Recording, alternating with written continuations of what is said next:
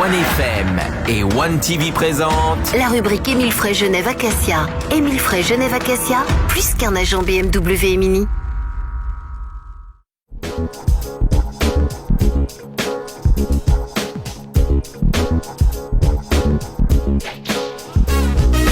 Comme tous les jeudis soirs, on vous accueille dans la rubrique Émile Frey Genève Acacia avec Alexandre Farago, le directeur d'Émile Frey Genève Acacia. Salut Alex. Salut, bonsoir à tous. Et les deux David Stutz et David Rodriguez. Bonsoir messieurs. Bonsoir à tous. Bonsoir à tous. Alors on va parler de la sécurité en général, que ce soit chez BMW Mini ou chez les autres constructeurs, parce qu'on en est tous à peu près au même point, je pense, au niveau de la sécurité automobile, qui a bien augmenté ces dernières années, notamment grâce aux crash tests. Tout à fait. Donc chaque constructeur va effectuer toute une série de crash tests. Alors, tout d'abord, on effectue des crash tests donc informatiquement, puis ensuite après donc en réel, on va prendre des voitures et puis on va les envoyer contre des murs, mais pas rien que face à un mur, on va les mettre latérales, etc. On va les envoyer contre des piétons également pour voir comment ça réagit, parce que en termes de sécurité, il y a la sécurité des occupants ainsi que des autres usagers de la route, respectivement des piétons.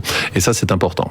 Alors justement, il y a une nouvelle technique qui s'est mise en place pour les piétons, pour la sécurité des piétons. Alors, sur beaucoup de véhicules, maintenant, on peut retrouver ce qu'on appelle des capots moteurs actifs, c'est-à-dire que dès qu'il y a un choc d'un piéton sur le capot, donc le capot, lui, va se désolidariser finalement de ses éléments, va monter, environ un bon 10 cm, va monter pour amortir l'éventuel piéton qui va gicler sur votre capot. Et donc donc on va grandement réduire donc les dommages donc sur une personne. Donc on va limiter donc l'impact de la voiture et du piéton par ces différents processus. Et puis ce qu'il faut pas oublier, c'est qu'une face avant d'une voiture aujourd'hui donc va se déformer pour absorber ce qu'on appelle l'énergie cinétique, c'est-à-dire l'énergie qui était déployée donc en roulant, on va l'absorber par une déformation de la carrosserie, tout en préservant la sécurité des occupants. Bien sûr. L'état d'un piéton est toujours plus important que l'état d'un véhicule, rappelons-le. Tout à fait. Alors absolument, comme tu le dis Hervé. Rappelle ça au conducteur. Oui, tout à fait. Donc on rappelle que de la tôle, ça se répare, ça se remplace, etc. Mais une vie humaine, ça ne se remplace pas. Et c'est ça qui est important aujourd'hui, c'est qu'on a des véhicules qui sont de plus en plus sécurité. Et puis il y a des petites astuces également comme à l'intérieur. Donc il y a des pièces qui sont faites pour se casser. Oui, donc c'est fait exprès. Les pare-soleils sont toujours en matière relativement souple et quasiment incorporés dans le toit maintenant. Et puis donc on a les fameux airbags. Et pour ceux qui auraient peur de mourir étouffés derrière un airbag, on va tout de suite les rassurer. Donc un airbag se gonfle environ 15 millisecondes. Un battement de paupières, de cils, quand vous regardez la télévision, quand vous regardez Clémence, ça dure 20 millisecondes.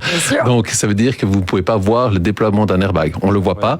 Et c'est-à-dire que le corps va commencer à se déplacer quand l'airbag commence à se dégonfler. Donc derrière un airbag, on a des grands trous qui ont 4-5 cm de diamètre, qui vont tout de suite dégonfler l'airbag. Et nous, quand on pose la tête dans l'airbag, on va légèrement descendre et amortir. Et ce qu'il faut dire, c'est que de temps en temps, il peut y avoir des brûlures. Les brûlures, c'est uniquement des brûlures de frottement et de température dues au goussin d'airbag. Mais mieux vaut être un tout petit peu brûlé et puis ne pas avoir, être en sécurité. Tout à fait. Toujours, un airbag marche toujours uniquement si on a la ceinture. Oui, important, parce que ce qu'on appelle, c'est un effet de déplacement du corps qui va se déplacer trop vite et la ceinture on a des ceintures pyrotechniques qui vont nous retenir également en arrière pendant le déploiement de l'airbag. Ça, c'est également important.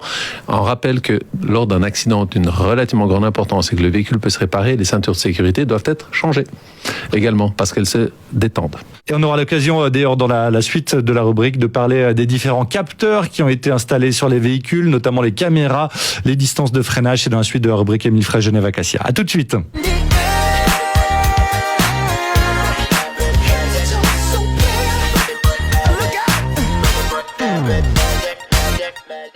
On parle sécurité ce soir dans la rubrique Émile Frey Genève Acacia. On a parlé des airbags, des ceintures de sécurité également. Et puis parlons des différents capteurs qui sont maintenant équipés sur les voitures, que ce soit d'ailleurs les modèles BMW, Mini, mais aussi beaucoup d'autres, bien entendu.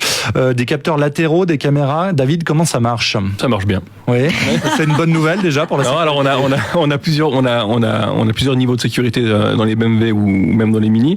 On a la protection active par exemple. En fait, quand vous allez rentrer dans votre voiture, vous allez mettre le contact et mettre la ceinture. La ceinture va se positionner, elle va essayer de calculer entre guillemets votre corpulence en fait, pour que si jamais il y a un choc, qu'elle puisse vous retenir vraiment comme il faut. Il y a aussi c'est du sur-mesure maintenant. C'est du sur-mesure, même en ceinture. Tu te rends compte par exemple, si elle vient à détecter un accident, si vous avez les fenêtres ouvertes, elle va les remonter, mais elle va toujours laisser peut-être un petit filet ouvert pour quand l'airbag il se déploie, en fait, pour qu'il n'y ait pas ce mouvement d'air qui reste dans la voiture, mais qui puisse sortir, enfin, ce changement de pression. Voilà, de pression. Donc voilà, on a ces petites choses-là. Moi, ça m'est arrivé l'autre jour sur l'autoroute. On a maintenant sur les XS, là, je roule un XS5. On a une caméra qui te filme à l'arrière et en fait la voiture elle va calculer la vitesse à laquelle roulent les voitures derrière vous. Ce qui veut dire c'est que moi j'étais arrêté, il y a une moto qui arrivait assez vite derrière moi, elle a détecté qu'il arrivait trop vite par rapport moi j'étais arrêté. Donc les warnings se sont mis tout seuls en route pour dire à la personne qui est derrière attention, la voiture elle est freinée.